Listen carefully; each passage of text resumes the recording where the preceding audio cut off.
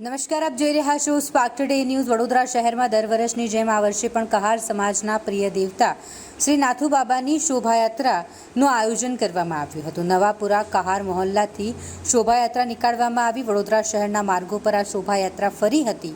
વિસ્તારના કોર્પોરેટરો તેમજ પક્ષના કોર્પોરેટરો, સામાજિક કાર્યકર્તાઓ સહિત મોટી સંખ્યામાં લોકો દ્વારા સ્વાગત કરવામાં આવ્યું હતું। શહેરના વિવિધ સામાજિક આગેવાનો અને પ્રતિષ્ઠિત વ્યક્તિઓ કાર્યક્રમનું સ્વાગત કર્યું હતું। બાદમાં સૌ કોઈએ શોભાયાત્રાનું સ્વાગત કર્યું હતું।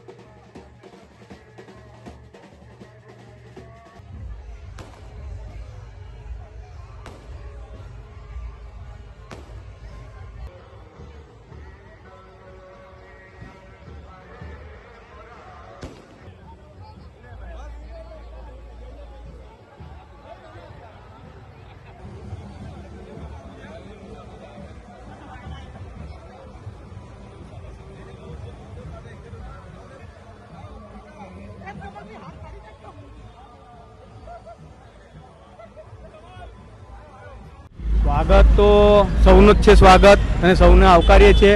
અને આ નાથુ બાબા એટલે કેવટ કહેવાય આપણી હિન્દુ ભાષામાં, અને રામાયણ મહામાં અને બધામાં એનો ઉલ્લેખ થયેલો છે।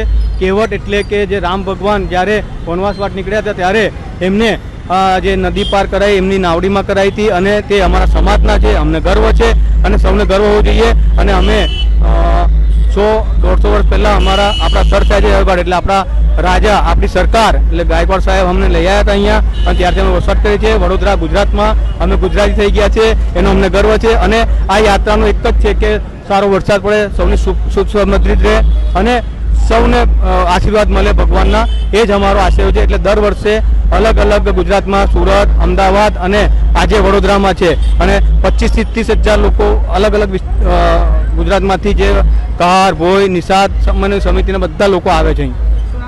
મારું નામ શ્યામ મોહનલાલ કહાર છે। ભારતીય જનતા પાર્ટી વડોદરા શહેર માછીમાર સેલનો સહયોગી છું, પૂર્વ પ્રમુખ છું।